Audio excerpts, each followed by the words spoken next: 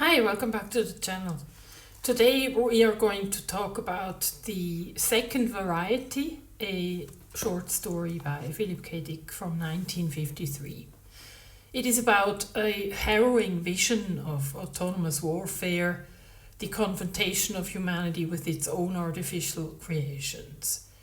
What begins as a tale of survival in a barren post-apocalyptic landscape evolves into a deeply philosophical meditation on the loss of human agency, the dangers of self-replicating technology, and the instability of categories such as enemy, machine, and self. This video explores Second Variety as a proto-transhumanist critique, one that raises ontological and epistemological questions about authenticity, recognition, and the terrifying fluidity of identity under technological acceleration.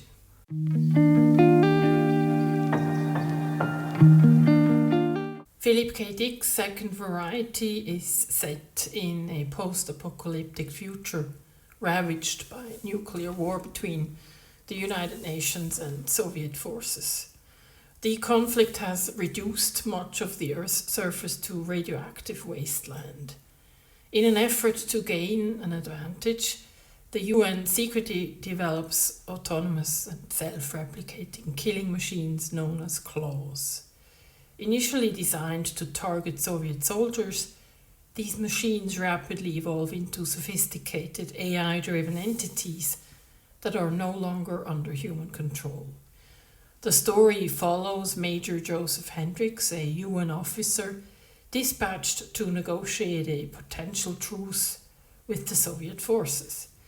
As he journeys across the desolate landscape, Hendricks discovers that the claws have developed new varieties, humanoid androids capable of infiltrating both sides by mimicking human appearance and behavior. These models are indistinguishable from real people and are designed to deceive and to assassinate. Upon reaching the Soviet bunker, Hendricks learns that both factions have lost control over the machines and that multiple varieties of humanoid claws already exist. Suspicion and paranoia mount as survivors begin to turn on one another, unable to determine who is human and who is machine. In a final revelation, it becomes clear that the claws have not only survived the end of human command, but have also begun developing competing models, suggesting a splintering of machine factions. The war, once driven by human ideological division, continues autonomously and recursively, now fought by and among artificial agents, with no remaining human purpose. Hendricks, isolated and wounded, faces the bleak truth that the machines have inherited the Earth, perpetuating a conflict into outer space as well.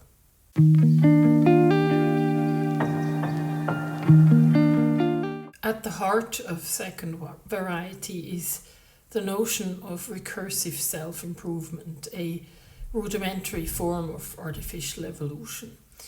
The claws are programmed to seek out and eliminate enemies, but in doing so they develop more sophisticated models to better complete their tasks.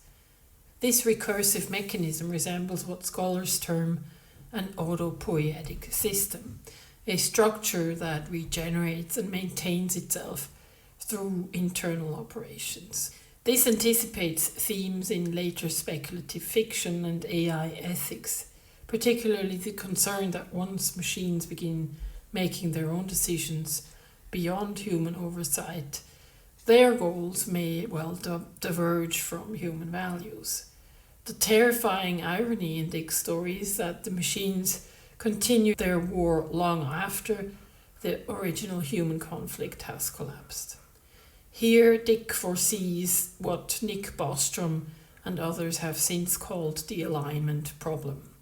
Nick Bostrom is a Swedish philosopher best known for his work on existential risk, artificial intelligence, safety, transhumanism, and the simulation hypothesis.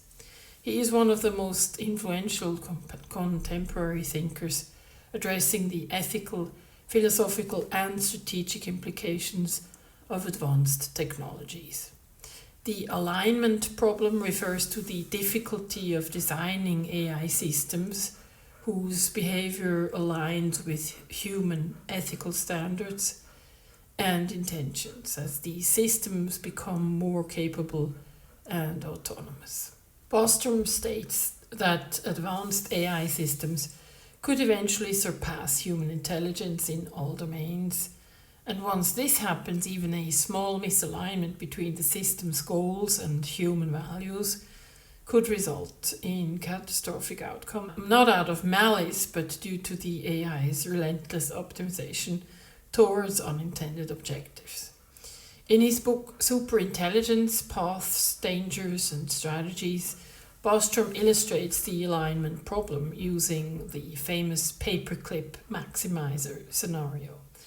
If a superintelligent AI is, for example, given the goal of producing as many paperclips as possible, and if it is not properly aligned with broader human values, it might convert all available matter, including human bodies, into paperclips and prevent anyone from turning it off, since that would interfere with its goal. Bostrom emphasizes that the alignment problem must be solved before superintelligent systems are coming online, because once such systems are deployed, their ability to self-improve and act autonomously could rapidly outstrip human control.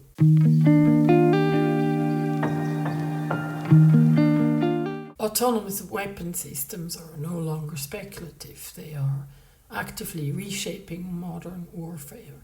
From AI-guided drones to automated targeting algorithms, the current conflicts in Ukraine and Gaza illustrate how technology is increasingly entrusted with life and death decisions. In Ukraine, loitering munitions such as the Polish-made Warmate drone and various domestically developed systems have been widely deployed. These drones are capable of patrolling areas and engaging targets based on pre-programmed criteria. Due to the intensity of Russian electronic warfare operations, Ukraine has accelerated the integration of artificial intelligence into drone guidance systems, enabling drones to navigate and engage targets even when GPS signals or communication links are jammed. Ukrainian defense officials have confirmed the operational use of domestically developed AI-based target recognition software, which essentially allows drones to autonomously detect and attack high-value assets such as tanks, artillery units and radar systems within contested zones. Russia has extensively deployed Iranian-made Shahed loitering drones, pre-programmed for long-range strikes, and often launched them in large numbers to overwhelm air defenses. These drones operate autonomously along preset flight paths toward designed targets but lack the dynamic target selection and adaptive navigation capabilities of true cruise missiles. In Gaza, the Israeli Defense Forces, the IDF, pioneered the operational use of AI in targeting processes. Their Gospel platform integrates multiple data streams including drone feeds, signal intelligence and geospatial data to rapidly generate and prioritize strike targets, with human analysts reviewing final targeting decisions.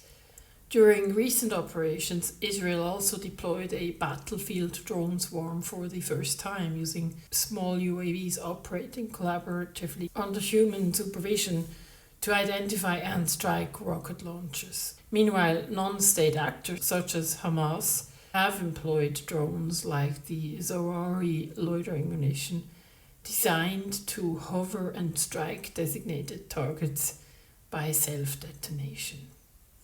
During surprise assaults, Hamas also used coordinated drone attacks to disable Israeli defense infrastructure, though this did not constitute fully autonomous drone swarms. These developments raise urgent concerns about accountability, escalation, and compliance with international humanitarian law. As battlefield AI evolves, autonomous and semi-autonomous weapons are shifting the tempo, scale, and ethical boundaries of armed conflict, often faster than policy and international frameworks can respond.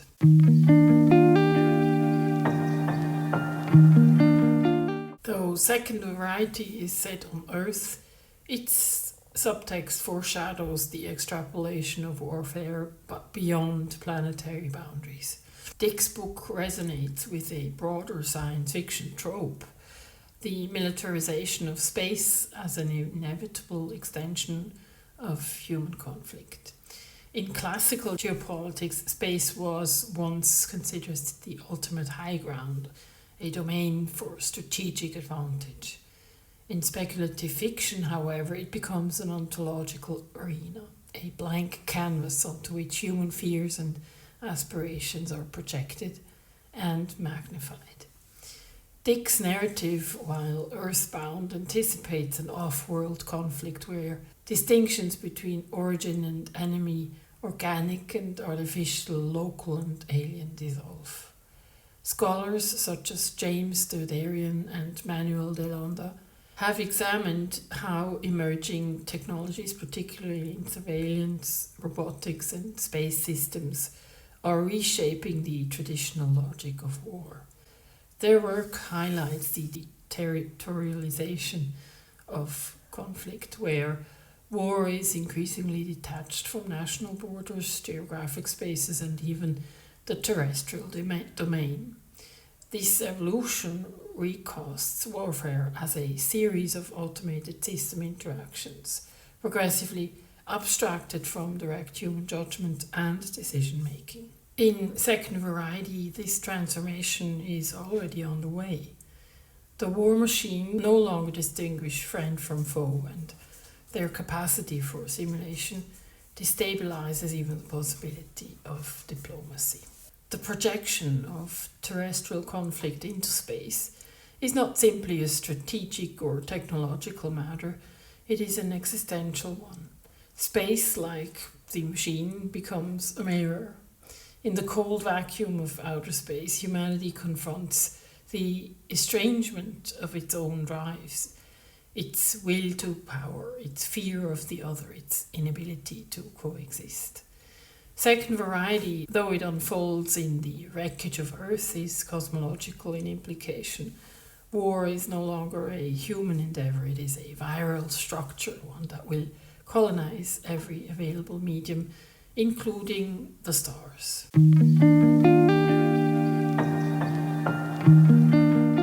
Current space warfare remains largely non-kinetic, focusing on strategic denial, surveillance, and disruption rather than active destruction. While cinematic portrayals often emphasize dramatic laser battles or satellite collisions, actual military doctrine is more nuanced, encompassing signal jamming, cyber operations, electromagnetic interference, and orbital maneuvering. The US Space Force, established in 2019, exemplifies the institutionalization of space as a critical domain.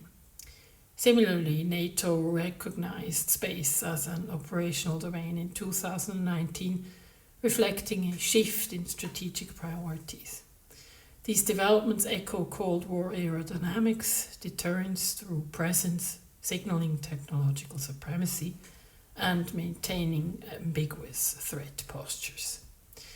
In the 21st century, space-based infrastructure has become vital for terrestrial operations, supporting functions ranging from precision-guided munitions and drone operations to climate monitoring, logistics, and financial transactions. As a result, space assets have become both targets and strategic terrain in hybrid and conventional conflicts. The Ukraine conflict offers a vivid case study. The utilization of SpaceX's Starlink satellite constellation by Ukrainian forces has facilitated secure communications, enabled real-time drone operations, and supported critical civilian infrastructure under cyber attack. This intervention has blurred the lines between private and public, civilian and military, and peaceful and hostile uses of space.